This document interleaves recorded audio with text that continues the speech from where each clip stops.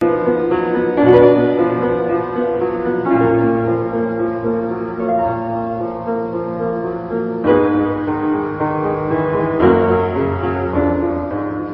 the 2003 occupation of Iraq, Saudi Arabia secretly helped the United States, allowing operations from at least 3 air bases, permitting special forces to stage attacks from Saudi soil, and providing access to cheap fuel.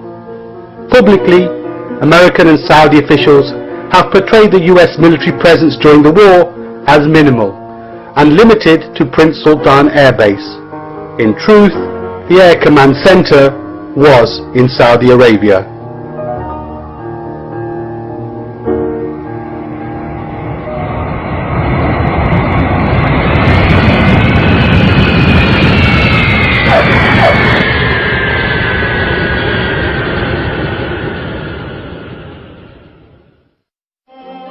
Corrupt regimes plague the Muslim world, and like most other Muslim rulers, the Saudis have never had the interests of the people at heart. When not servicing the needs of their masters, their next most important concern has been to rob Arabia of its revenues. The Al Saud clan has lived in extreme luxury. Fahd alone boasted at least 12 royal palaces, ranging from the $2.5 billion Al Yamima Palace complex in Riyadh to a cottage 4 times the size of the White House in Marbella, Spain.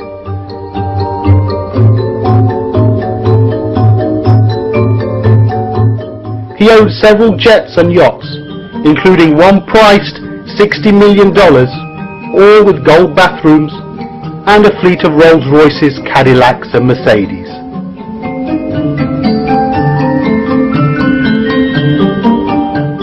In the meantime, the income of the average Saudi citizen fell from $14,600 per annum in 1982 to $6,800, and unemployment among those who have already left school hovers around 25%. The gap between the tiny ruling minority and the people is stark.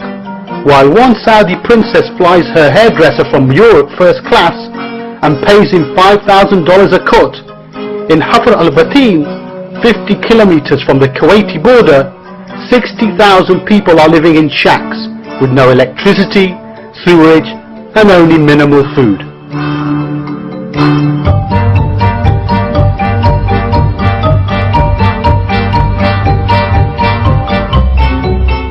Saudi Arabia, one of the richest countries in the world resource-wise, now has foreign debts of $28 billion. And domestic debt has increased to $170 billion. Over the last 30 years, $3 trillion have been generated mostly by oil. Yet only $1 trillion have been reinvested into the country. The other $2 trillion remain unaccounted for. 4,000 or so Saud family princes get a base allowance of approximately $1.5 million per year. They supplement this with vast sums made through the following sophisticated forms of theft. Sale of oil. King Fahd, since 1975, has set up a system by which he and close members of his family sold on the open market in Rotterdam anywhere from 300,000 to 1 million barrels of oil a day at below market prices. Income from that oil was deposited in Swiss bank accounts. It is estimated that Fahd's annual income varied between $3 to $5 billion a year, selling oil outside the commercial channels and oil company concessions. Real estate. Land in Saudi Arabia is owned by the government, and the government is controlled by the king, with no accountability to anyone. Since 1975, land has been given to princes and their families by the government, only to be sold back to the government itself, thus creating the easiest means by which to rob the government of its resources.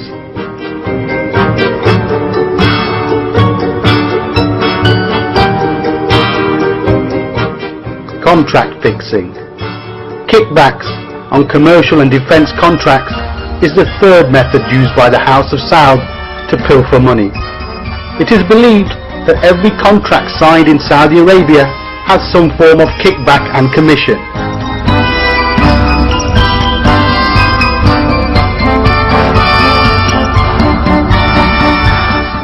Large contracts such as Al-Yamama generated annual commissions in excess of $2 billion paid to only 5 people.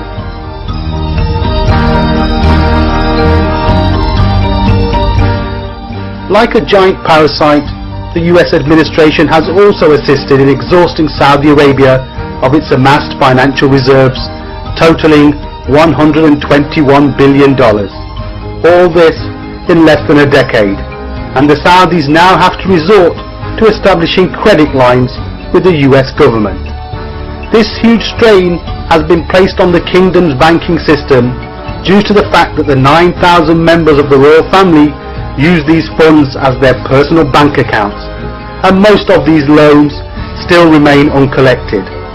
The National Commercial Bank remains drained, and one American official ironically called the unpaid loans the biggest black hole in the Saudi economy.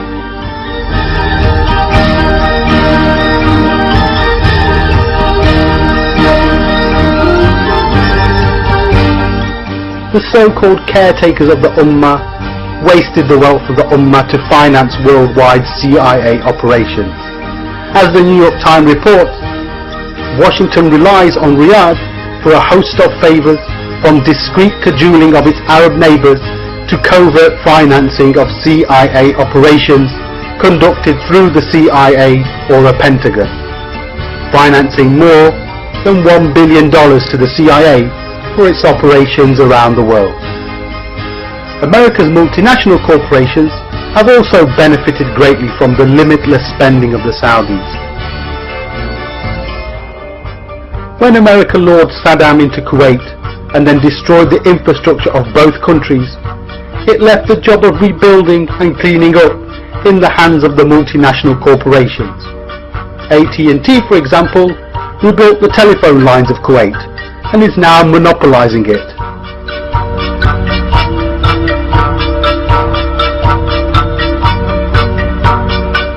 The Gulf War cost America nothing, since the caretakers of the Haramain assumed most of the expense of the Gulf War.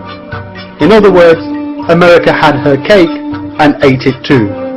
The war cost the Saudis $55 billion.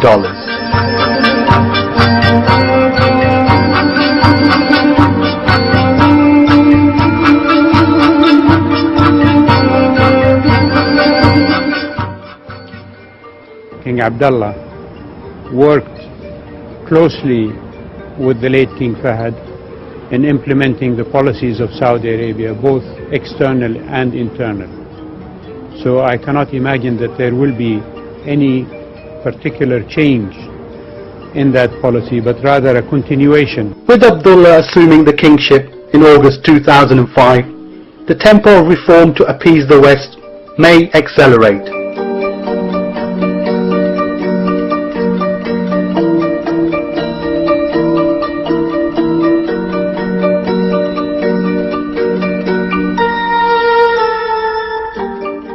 And Prince Bandar's return from Washington, where he has been adroit at forging close personal ties with the US administration, suggests that warm relations with the US will continue.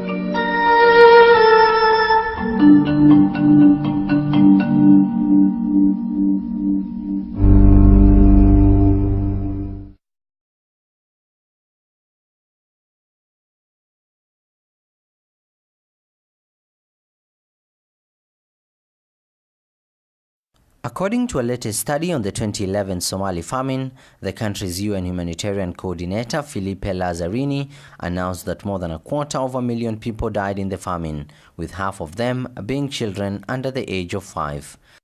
Lazzarini also said that humanitarian and donors must be prepared to act as soon as early evidence shows a deteriorating situation and not wait until famine is officially declared. The shocking figures, we talk about 258,000 people who died during a period of 18 months. Half of them, 130,000, were children under 5. Now, Save the Children, a leading independent organization for children in need, warns that the humanitarian situation for children in the country remains extremely serious. It says that despite an improvement in food security, children continue to die because they don't have enough to eat. It also says that governments, donors, the UN and NGOs need to change their approach to chronic drought situations by managing the risks, not the crisis. Let us try and reach every child in the country so that we do not lose. Even one child lost for preventable causes is one child too many. I'll be grateful if all of us can join forces, find ways of doing it, and save those lives that are unnecessarily lost. Save the Children, however, argue that despite conditions in Somalia having improved in recent months, the country still has one of the highest rates of child malnutrition and infant mortality in the world. The government in Mogadishu says that it is unacceptable for Somali children to die at such an alarming rate. It also says that it is time for them to join hands with the humanitarian and health partners in permanently addressing the challenges facing Somali children. 2 out of 10 Somali children are much more likely to die before reaching their 5th birthday. That's not acceptable. That 2 out of every 10 of our children are dying before even reaching their 5th birthday. The UN says that the world did not do enough after warnings in 2010 that starvation loomed in Somalia following severe drought. It estimates that 2.7 million Somalis remain in need of life-saving assistance.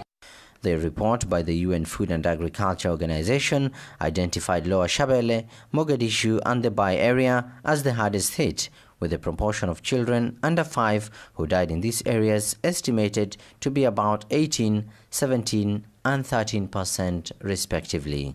With the famine over in Somalia, international humanitarian organizations say that the mistakes made in Somalia during last year's famine must never be repeated again. Abdul Aziz Bello, Press TV, Mogadishu.